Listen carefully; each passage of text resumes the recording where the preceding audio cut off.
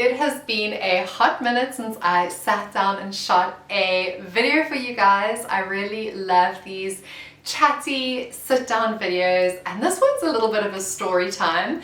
So it is all about one of my favorite topics, money, which you guys know that money can be quite an icky topic for people to speak about. But as I'm sure you can probably tell from some of the other videos live on my channel, I do love the transparency around talking about how much Skillshare paid me, how much YouTube has paid me, being a freelancer, working in digital marketing, the money side of that. So I hope you guys appreciate the transparency. It's not always the easiest topic to talk about, but I think it's really important that we do chat about finances in a way that is going to inspire people and make career paths feel accessible, exciting, and instead of it being any sort of humble brag, rather just sharing the intel and the knowledge, because a lot of that is the reason why I got into content creation in the first place, was not having an understanding around how you can earn passive income online, what that really looks like and how it breaks down. So I've really appreciated the transparency of many creators, including people like Catherine Manning, Ali Abdul. I often reference them in my videos. The way in which they've spoken about money previously has been super helpful to me, so I'm hoping that I can share some of the love on. Today's video is pretty much a story time. It is set in the past. Set in 2021. It's not a fake story. It's completely true. I will caveat all the things that you guys need to know before making your own judgment on the story, but it is really a weird turn of events that had happened to me that significantly impacted my finances and my earnings that I thought could be helpful to share.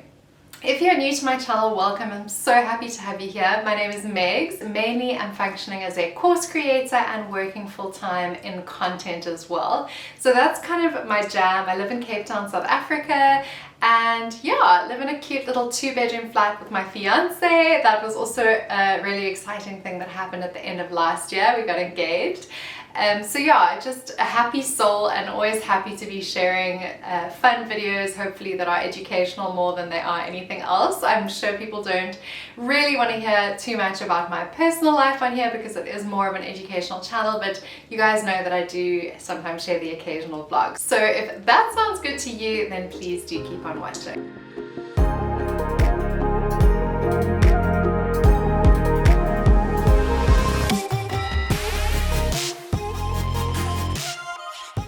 Alright, so how to begin this story time. So the year, as I mentioned, was 2021, and I was in a very weird space. Like 2020, as for most people, was kind of a strange one for me because I was one of the only people working in digital marketing in my corporate role. So it was in a broader marketing team, and because of the changing needs of the company and because of obviously society having changed so dramatically, since March 2020, there were a lot of changes with work. So I was working crazy hours and I didn't really feel like I was loving my role that much. I just found myself in a place where you have the dream job title, but you're not truly satisfied or fulfilled. I just felt very drained from work a lot of the time. And I just wasn't really myself. So I made the decision to quit, but decided to quit in February of 2021.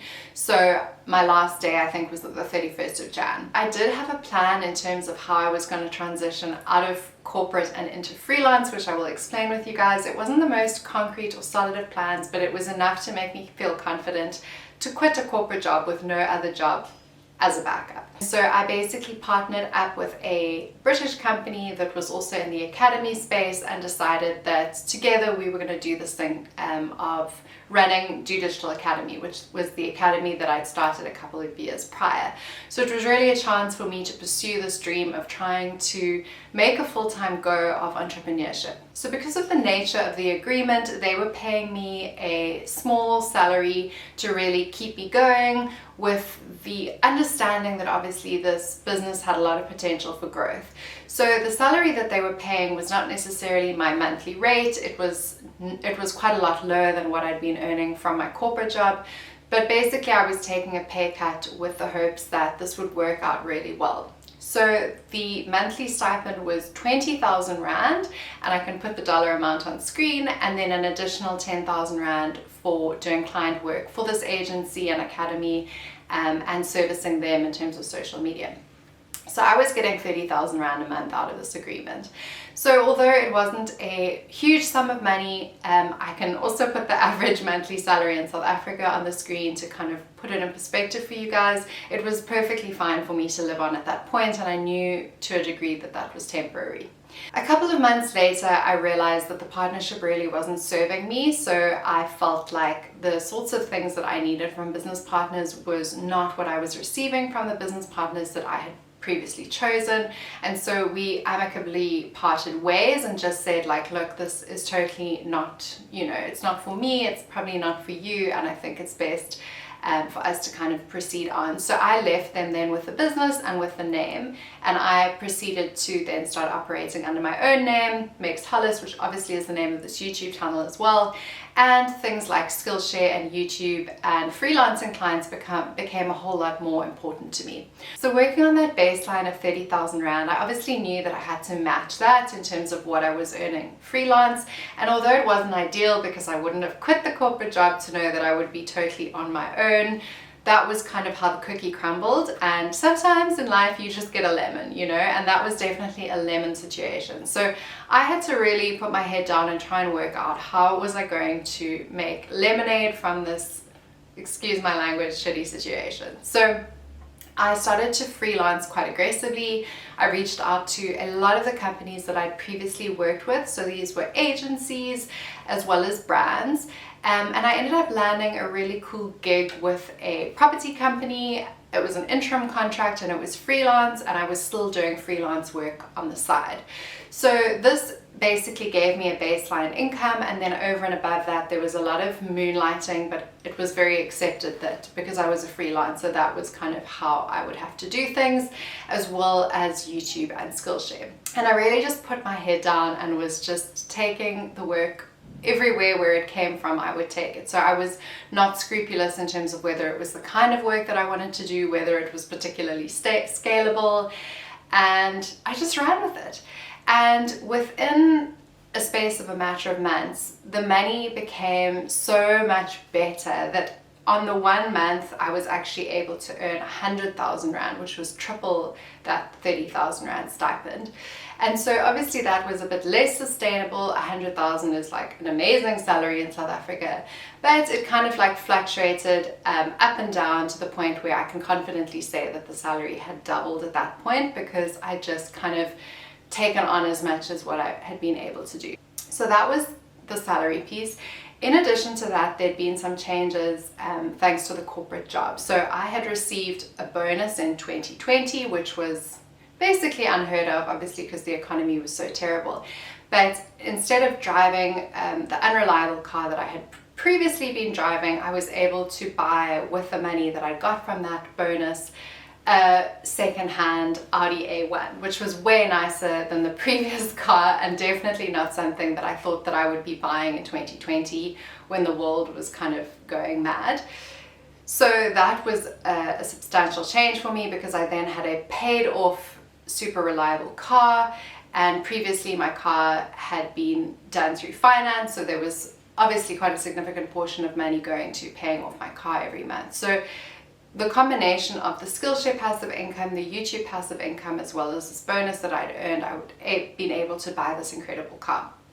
Then my fiance, my boyfriend at the time, he was also in a position where he needed a car, but not enough to justify buying one. So we started to share the car, which meant that those expenses were then halved again, because instead of paying off the previous car, I had a fully paid off car, which I was then sharing. So very specific set of circumstances that kind of came together to make that kind of true. But if you watch any of my previous passive income videos, you'll know that Skillshare has been super helpful to me in that way, that I've been able to offset a lot of my lifestyle expenses with passive income from course creation. So that was the one thing that changed. Throughout it all, I had been living in a house share, which meant that my rent was significantly lower than what it would be if I was living by myself or just with my fiance. And so to put it into perspective, at that time the rent was about 4,500 Rand a month, and I was earning approximately between 10 and 15,000 just from Skillshare. So you can see already those lifestyle costs were significantly kind of offset by the passive income. The other thing that was super crazy and that happened in 2020 was because the world went into shutdown, I started thrifting pretty actively. So I created a video not so long ago about Yaga, which I will link to. So Yaga is similar to, I think, Vinted overseas, and similar to Facebook Marketplace in the sense that you can buy and sell secondhand goods. So I really fell in love with this concept of your clothing not actually being your own. It's kind of like this revolving wardrobe where you're able to buy better quality stuff than what you could afford firsthand. So for example, the brands that I like to look for is things like Country Road, Trenery, Witchery, but this would depend obviously in what country you're coming from, and then I would be able to sell them on once I had, you know, had my time with them and loved them. So just during that 2020 period, I think I'd sold about 3,000 rands worth of stuff and probably bought about 3,000 rands worth of stuff. So although I had a new wardrobe, because the stuff was secondhand and because I'd sold off my stuff in order to be able to buy it, my clothing spending went to zero. Instead of thinking like, oh, I don't want to burden anyone with that, I don't want to borrow, you know, so-and-so's dress, or I don't want to do, I just like kind of eliminated that, because it was like, you can still borrow stuff in the sense that you're going to buy it and then unsell it, but it's just changed my perspective on the world, and I think it's such a great way to fight back against materialism and also promote sustainability and just being a better human on this earth. So I feel a lot more positively about shopping. Oftentimes I'll walk into my office, I now work in a 9-to-5, people will say to me like, oh my god, love your dress, and it's such a great talking point, because it's like, well, you know, you can do this as well. It's really been a huge source of joy for me in my life. I don't feel hard done by in the sense of like, oh, I can't buy new stuff. There will be the very occasional item that I do buy new, and especially there's some things you obviously don't want to buy secondhand. So of course I'm not saying don't buy anything, but if you're just a lot more mindful in terms of how you're spending your money, you'll notice that it can go a super far way.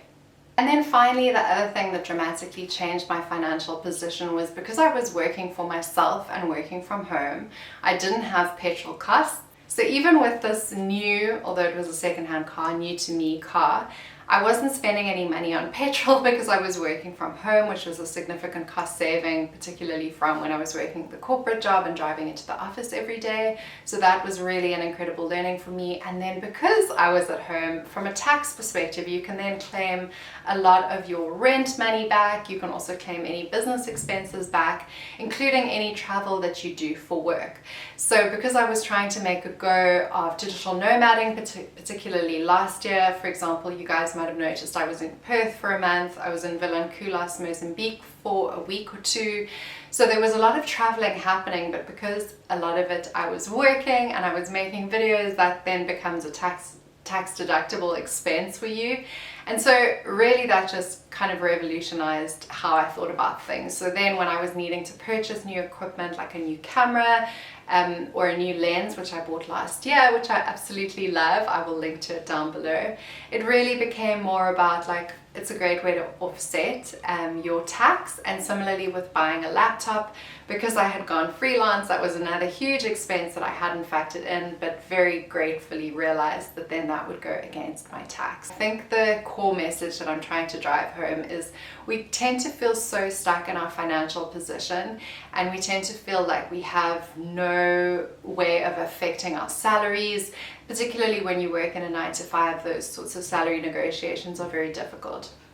What I have noticed of late, particularly after 2020, is that companies are more open to moonlighting. For example, when I started this 9-to-5 that I'm working now, I signed a moonlighting clause declaring that the fact that I earn income from things like YouTube and Skillshare, and they were totally fine with it despite being a very corporate retail business. So I must say, like, the world is changing. There's a lot more kind of encouragement even from businesses to say like, it's a good idea to do what makes you tick, you know, like it's the same way in a relationship. Like if you put all your expectations on your partner and you want them to be your best friend and your confidant and just your everything, it's very hard for that person to then deliver on those sorts of expectations, because it's like, but one person can't be all of those things to you.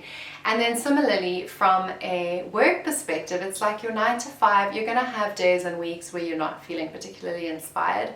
But if you have a work from home side gig that you're doing in the evenings, it's an amazing way to actually change that whole perspective, because you then start to earn income as a result of that, which then gets added over and above your full-time salary. If you're wondering in terms of how you would even get started with this sort of freelance hustle, I would definitely suggest going onto Fiverr and looking for skills that you possess. So trying to work out how people package the sorts of things that you are able to offer, I found to be super helpful.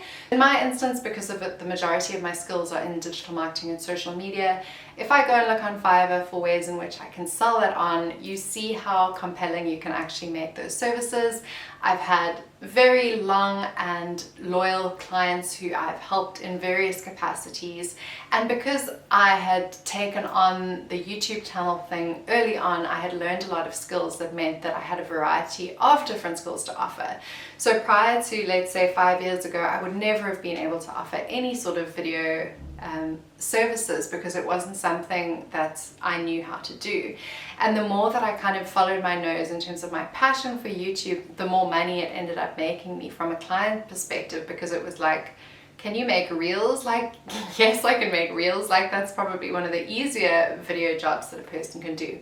So just by having that kind of open mindset and making yourself indispensable to companies and clients, you really are able to make a really brilliant salary freelancing. And I couldn't actually believe it, like to earn 100,000 Rand in a particular month and have that be not necessarily a constant, but there have been months when I've even earned more than that. Like in 2021, there was a month I think I earned 120,000 Rand, which just blows my mind, because I think back to the person that had no confidence and that was earning 30k a month and thinking like, oh my gosh, like, I don't know what I'm going to do in this situation. So building that out in terms of revenue streams and just trusting the process and having faith that in time, I would be in a better position financially. So in terms of Skillshare stats specifically, I do want to shoot a full sit down how much money Skillshare paid me in 2022, but just to give you guys a bit of an understanding in terms of the power of a passive income stream and how it can grow. So in 2020, when I first started making courses on Skillshare,